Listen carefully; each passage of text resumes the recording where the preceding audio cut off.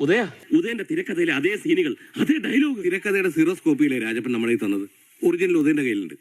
ഞാൻ അന്നേ പറഞ്ഞില്ലേ ബാലമ്പിള്ളേ, ഇത് വിവരമുള്ള ആരോ എഴുതിയ തിരക്കഥയാണ്. ഞാനോ തിരക്കഥ മോഷ്ടിക്കാനോ? അതിരിക്കട്ടെ, ആരാണ് ഈ ഉദയഭാനു? അങ്ങനെ ഒരു പേര് പോലും ഞാൻ ആദ്യമായിട്ടാണ് കേൾക്കുന്നത്. ഇതുപോലുള്ള കാട്ടുകള്ളന്മാരുടെ കയ്യിലെ ഇപ്പൊ മലയാള സിനിമ കിട്ടിയേ.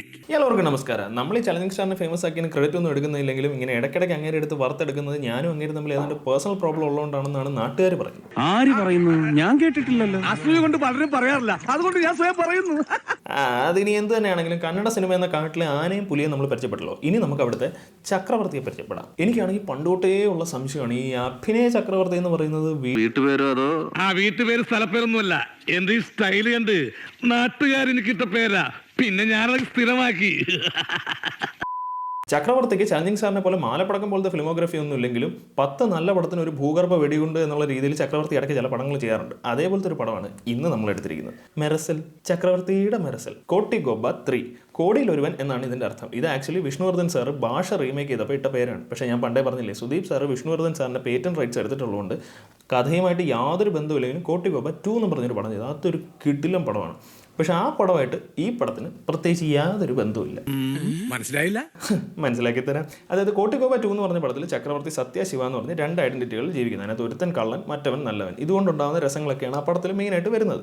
അതിനകത്ത് നിത്യമേനോനായിരുന്നു നായിക. അത് മാത്രമല്ല, അതിനകത്ത് ചക്രവർത്തിയെ പിടിപ്പിക്കാൻ നോക്കുന്ന ഒരു പോലീസുകാരനെ ചക്രവർത്തിയുടെ ബുദ്ധി വെച്ച് പോലീസുകാരൻ്റെ തലയിൽ കുറ്റമെല്ലാം ഏൽപ്പിച്ചിട്ട് അയാളെ ജയിലിലാക്കുകയും ചക്രവർത്തി മേനോനും കൂടെ സുഖമായിട്ട് ജീവിക്കുന്നതൊക്കെയാണ് ആ പടത്തിൻ്റെ ഒരു കഥ.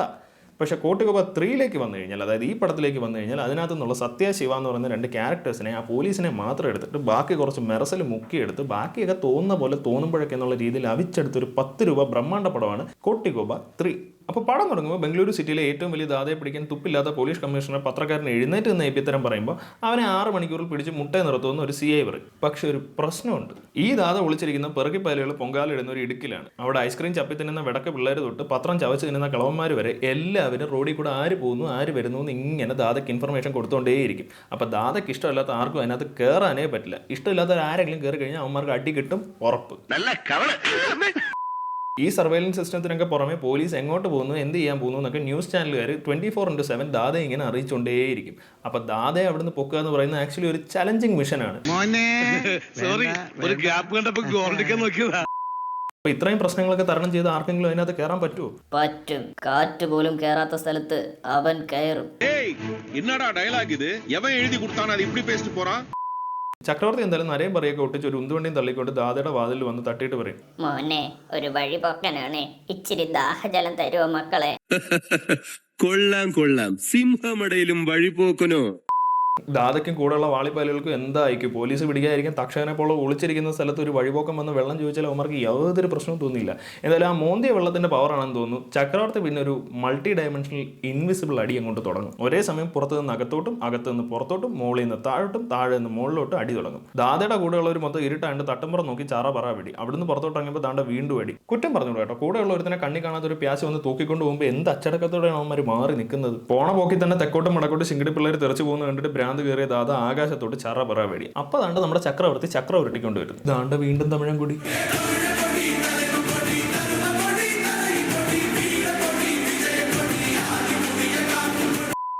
അപ്പൊ ഈ കിഴവൻ എന്തിനാ നമ്മളിങ്ങനെ ഉപദ്രവിക്കുന്നത് അവർക്കും സംശയം. അപ്പോഴാണ് അത് നടന്നത്.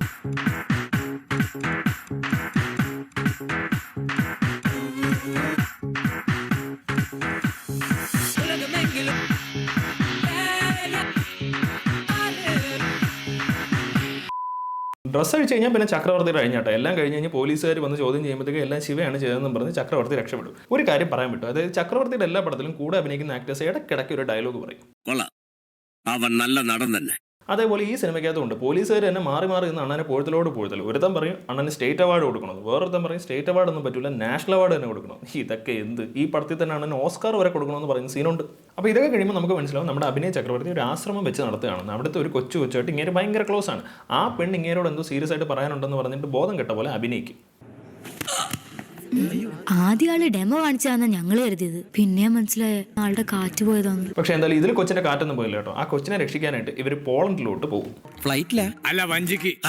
കാര്യം പറയടാ. അപ്പോൾ കാര്യം എന്താണെന്ന് വെച്ചാൽ ഇതിന് ശേഷമാണ് നമ്മൾ മെയിൻ വില്ലനെ കാണുന്നത്. അങ്ങേരാണെങ്കിൽ ഈ ഒരാളെക്കുള്ളി ഫാർമസ്യൂട്ടിക്കൽ കമ്പനി വെച്ച് നടത്തുകയാണ്. ഇങ്ങനെ ആൾ കില്ലാടിയാണ്. അതായത് ഒരു വൈറസിന്റെ ആന്റിഡോട്ട് അങ്ങനെ സയന്റിസ്റ്റ് കൊടുക്കില്ല എന്ന് പറഞ്ഞതുകൊണ്ട് ആ വൈറസ് ആ സയന്റിസ്റ്റ് തന്നെ കുത്തിവെച്ചു. എന്നിട്ടും ആ സയന്റിസ്റ്റ് ആന്റിഡോട്ട് കൊടുത്തില്ല. അപ്പോൾ വില്ലൻ ഗതി കേട്ടിട്ട് ചോദിക്കും, നീ എന്താണ് എനിക്ക് ആന്റിഡോട്ട് തരാത്തതെന്ന്. അപ്പോൾ ആ സയന്റിസ്റ്റ് പറയണേ, നീ ടാർഗറ്റ് ചെയ്യുന്നത് സ്ത്രീകളെയും കുട്ടികളെയാണ്, അത് സൊസൈറ്റിക്ക് നല്ലതല്ലെന്ന്. എന്താ ആണുങ്ങൾ ചത്ത നിനക്ക് കുഴപ്പമില്ലേ? അപ്പോൾ ചക്രവർത്തി അങ്ങനെ കൊച്ചിനെ കൊണ്ട് പോളണ്ടിൽ പോകുമ്പോഴത്തേക്കും അവിടെ വെച്ച് നമ്മുടെ ഡോക്ടറായ നായികയെ കാണും. സ്ഥിരം വാലേ തൂങ്ങിയ റോളായതുകൊണ്ട് ഇതിനെപ്പറ്റി നമുക്ക് പിന്നെ സംസാരിക്കാം. ചക്രവർത്തിയുടെ ഈ പടം ആക്ച്വലി വിജയുടെ മെറസൽ മാതിരി. അതായത് പോളണ്ടിൽ കൊച്ചിനെ കൊണ്ട് ചികിത്സിക്കാൻ പോകുന്ന ചക്രവർത്തി ഫ്രീ ടൈമിൽ ഒരു മ്യൂസിയം കാണാൻ പോകും. അതേ മ്യൂസിയത്തിൽ നമ്മുടെ മറ്റേ ചക്രവർത്തി ഒരു റോബറി നടത്തും. അത് നമ്മുടെ ആന്റിഡോട്ട് വില്ലൻ ലേലത്തിൽ മേടിച്ചു വെച്ചിരിക്കുന്ന ഒരു കിരീടം. കുറച്ച് ഇഞ്ചി തൈലവും മരപ്പശയും കാർഡ്ബോർഡും ചേർത്ത് ഒരു മാസ്ക് ഉണ്ടാക്കാൻ പറ്റാത്തതുകൊണ്ട് പടം ത്രൂ ഔട്ട് ഒരു VFX മാസ്ക് ആണ് ചക്രവർത്തി 2 വെക്കുന്നത്. പിന്നെ പറഞ്ഞിട്ട് കാര്യമില്ല, ഒരു കാറിന്റെ പുക പോലും മര്യാദയ്ക്ക് VFX ചെയ്യാൻ കാശില്ല. പിന്നെ ഞാനാണ് ചക്രവർത്തി, അതുകൊണ്ട് കിരീടം എൻ്റെ ആണെന്നൊക്കെ പറഞ്ഞിട്ട് വല്ല കാര്യമുണ്ടോ? മോട്ടിച്ചാൽ പോലീസ് ഓട്ടിക്കും. ചക്രവർത്തി ആകാശത്തോട്ട് 2 പുകയൊക്കെ വിട്ടിട്ട് അതിലോട്ട് വണ്ടി ഓടിച്ച് കയറ്റും. എസ്കേപ്ഡ്. പക്ഷേ ഇതിന് ആക്ച്വലി പിടിക്കപ്പെടുന്നത് നമ്മുടെ ചക്രവർത്തി 1 ആണ്. എങ്ങനെയാണെന്ന് അറിയാമോ? അതായത് ചക്രവർത്തി 2 റോബറി നടത്തുന്ന സമയത്ത് അവിടുത്തെ CCTV ഫുട്ടേജിൽ ചക്രവർത്തി സംസ്കൃതത്തിൽ ഏതോ ഒരു മന്ത്രം പറയുന്നത് കേട്ടിട്ട് കട്ടവൻ ഇന്ത്യൻ ആണെന്ന് ഈ ചേച്ചി അങ്ങ് തീരുമാനിച്ചു. അങ്ങനെ ക്ലിയർ അല്ലാത്ത CCTV വിഷ്വലിൽ മാസ്ക് ഇട്ടിരിക്കുന്ന ചക്രവർത്തി 2 പോലെ ഒരേ ഒരാളെ പോളണ്ടിൽ വന്നിട്ടുള്ളൂ. അതാരാണ്? നമ്മുടെ ചക്രവർത്തി 1. അങ്ങനെ ചക്രവർത്തി 1 പൊക്കാനായിട്ട് പോലീസ് ഇന്ത്യയിലോട്ട് വരും. ഇതേ സമയത്ത് നമ്മുടെ പഴയ പോലീസുകാരനെ വിളിച്ചിട്ട് ചക്രവർത്തി 1 ബാക്ക്ഗ്രൗണ്ട് ചോദിക്കും. ഇവൻ പറയുന്നതൊക്കെ മെയിൻ വില്ലൻ CCTV ക്യാമറ വഴി അങ്ങേരുടെ ഓഫീസിലിരുന്ന് കണ്ടിട്ട് സത്യനായാലും ശിവനായാലും അവനെ അങ്ങ് ഫിനിഷ് ചെയ്തേക്കാൻ പറയും. ഇതിനിടയ്ക്ക് ചക്രവർത്തി നായികയെ വളയ്ക്കും. പാവം ചക്രവർത്തി കഷ്ടപ്പെട്ട് ഒരുത്തിയെ വളച്ച് കറക്റ്റായിട്ട് കാപ്പി കുടിക്കുന്ന നേരത്തെ വില്ലൻ ഗുണ്ടകളെ അടിക്കാൻ വിടും. ഇതല്ല മറ്റേ സീൻ. പക്ഷെ എന്നാലും നിങ്ങളൊന്ന് ആലോചിച്ച് നോക്കി, ഇഷ്ടപ്പെടുന്നവർ തമ്മിൽ ഇന്ന് സംസാരിച്ചുകൊണ്ടിരിക്കുമ്പോൾ അതിന്റെ പ്രാന്ത് കാണിക്കുന്നത് ശരിയാണോ ഹരിനാരായണ? അല്ല, അങ്ങനെ പാടില്ല എന്നാണ് പ്രമാണം. എന്തെങ്കിലും ഒരു അഭിപ്രായം ചോദിച്ചാൽ താൻ തന്റെ വായ തോന്നിയ അഭിപ്രായം പറയാ. അങ്ങനെ ചക്രവർത്തി നായികയും കൂടെ സംസാരിച്ചുകൊണ്ടിരിക്കുമ്പോൾ ചക്രവർത്തി അകത്തോട്ട് എഴുന്നേറ്റ് പോകും. പുള്ളി എവിടെ പോയി? ഇപ്പൊ വരാൻ വേണ്ടി പോയിരിക്കുക.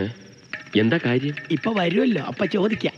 ചക്രവർത്തി തിരിച്ചു വന്ന് ഗുണ്ടകളൊക്കെ ഇടി കഴിഞ്ഞപ്പോൾ ചക്രവർത്തിയെ പോലീസ് അറസ്റ്റ് ചെയ്യും. പക്ഷേ ശരിക്കും നടന്നത് എന്താണെന്ന് വെച്ചാൽ ചക്രവർത്തി 1 മയക്കി കിടത്തിയിട്ട് ചക്രവർത്തി 2 ആണ് അമ്മാതിരി ഇടിച്ചത്. അപ്പോൾ സംഭവം എന്താണെന്ന് വെച്ചാൽ ഇതിനകത്ത് ചക്രവർത്തി 2 ഈ റോബറി നടത്തുന്ന ചക്രവർത്തി 2 ഉണ്ടല്ലോ, അങ്ങേരുടെ അവരെ നാമം ഗോസ്റ്റ് എന്നാണ്. അപ്പോൾ ഈ പോലീസ് ചക്രവർത്തി 1 പിടിച്ചു വരുത്തിയിട്ട് ചോദിക്കും, നീ അല്ലേ ഗോസ്റ്റ്? നീ അല്ലേ ഇത്? ഈ ഫോട്ടോയിൽ കാണുന്ന നീ അല്ലേ? നീ എന്താ ഈ ചെയ്യുന്നതെന്നൊക്കെ കുറേ ചോദിക്കും. അപ്പോൾ ചക്രവർത്തി 1 തിരിച്ചു ചോദിക്കും, ഈ ഫോട്ടോയിൽ കാണുന്ന ആരാണ്? ഇത് ആരാണ്? നിങ്ങൾ ആരെ പറ്റിയാണ് ഈ സംസാരിക്കുന്നത്?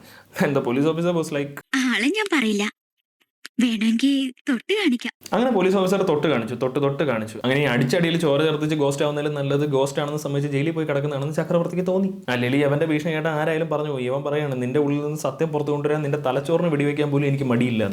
എനിക്ക് നഷ്ടപ്പെട്ട 3 കോടി വീണ്ടെടുക്കാൻ 5 കോടി മുടക്കാനും എനിക്ക് മടിയില്ല. അപ്പോൾ ഇവിടെ ചക്രവർത്തി 1 ലോകകപ്പിലിരുന്ന തമസിൽ ഒഴുകുമ്പോൾ ചക്രവർത്തി 2 ഏതാണ്ട് ലോകകപ്പ് കിട്ടിയ ശ്രീശാന്തിനെ പോലെ ഒരു ആസ്പത്രിക്ക് ബോംബിട്ടിട്ട് ഇറങ്ങി ഒരു ഓട്ടം. ചക്രവർത്തി സാർ പാക്ക അപ്പടിയെ ജോക്കർ മാതിരി ഇരിക്കെങ്കിൽ സാർ. അങ്ങനെ 2 ചക്രവർത്തിയും കൂടെ പരസ്പരം നോക്കി മുറയ്ക്കുമ്പോൾ പടത്തിന്റെ ഇന്റർവെൽ. നീ പറഞ്ഞ പോലത്തെ അത്ഭുതമൊന്നും ഇതിലില്ലല്ലോ. ഇന്റർവെൽ ആയല്ലേ ഉള്ളു, ഇനി അങ്ങോട്ടാ രസം മുഴുവൻ.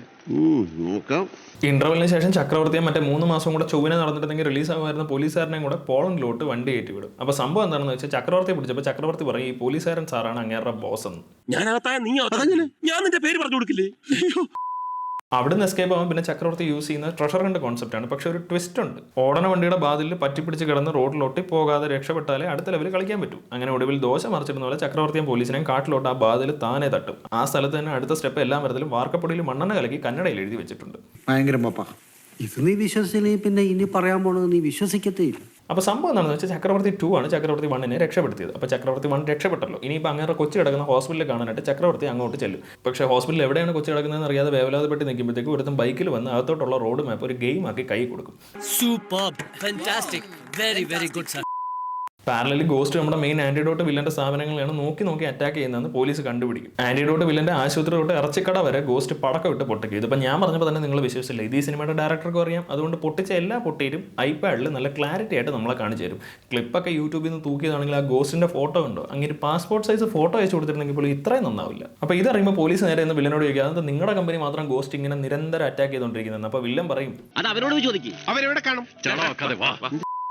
അങ്ങനെ ഇതൊക്കെ കഴിഞ്ഞ് കുഴഞ്ഞിരിക്കുമ്പോഴത്തേക്കും ചക്രവർത്തി വന്ന് എന്തായാലും പോലീസിനെ സറണ്ടർ ചെയ്യാമെന്ന് പറഞ്ഞ് ഉറത്ത് പോയിരിക്കും. മര്യാദയ്ക്ക് പോളണ്ട് പോലീസിന്റെ തല്ല് കൊള്ളാൻ പോലും ചക്രവർത്തി 2 സമ്മതിക്കില്ല. അങ്ങനെ അങ്ങേരുടെ വണ്ടിയായിട്ട് വന്നിട്ട് ഒരു പ്രയോഗം നടത്തി എല്ലാ എണ്ണത്തിനും വാരി എടുത്തുകൊണ്ട് പോകും. കൊണ്ടുവന്ന് ഒരു ഗ്യാരേജിൽ ഇട്ട് കഴിയുമ്പോൾ അവിടെ ചക്രവർത്തി 1 ചക്രവർത്തി 2 ആയിട്ട് അടി ഉണ്ടാവാൻ പോകുമ്പോഴത്തേക്കുമാണ് ആ ട്വിസ്റ്റ് വരുന്നത്.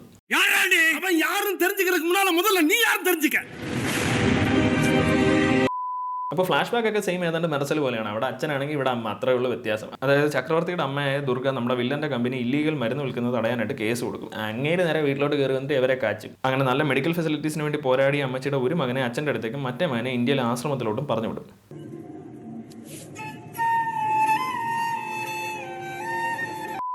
എന്തായാലും കാര്യങ്ങളൊക്കെ സോർട്ടർ ആയി എന്ന് നമ്മൾ വിചാരിക്കുന്നതിനിടയ്ക്ക് നമ്മുടെ കൊച്ചിനെ വില്ലന്റെ ഗ്യാങ് കടത്തും. കൊച്ചിനെ രക്ഷിക്കാനായിട്ട് റോങ് സൈഡിൽ സൂപ്പർ ബൈക്ക് ഫ്രണ്ട് വീല് പൊക്കി പറപ്പിച്ചുകൊണ്ട് വരുമ്പോഴാണ് ഒരു ചുമന്ന കാർ കുറുക്കെ വന്ന് ചക്രവർത്തിയെ തന്നെ തെറിപ്പിക്കുന്നത്. അതിനർത്ഥം നിങ്ങളുടെ ഹീറോ തോറ്റെന്നാണോ? തോക്കാൻ ചക്രവർത്തി ചാവണം. വെച്ചിരുന്ന ഹെൽമെറ്റ് ഒരു ഗ്ലാസ്സിലോട്ട് കാച്ചിട്ട് 2 ഡോറും തെറിപ്പിച്ചിട്ട് നാനാമക്കത്ത് നിന്ന് വെച്ച വെടിയും കൊള്ളാതെ കൊച്ചിനെ പൊക്കിയെടുത്ത് ആംബുലൻസ് നിന്ന് ചാടും.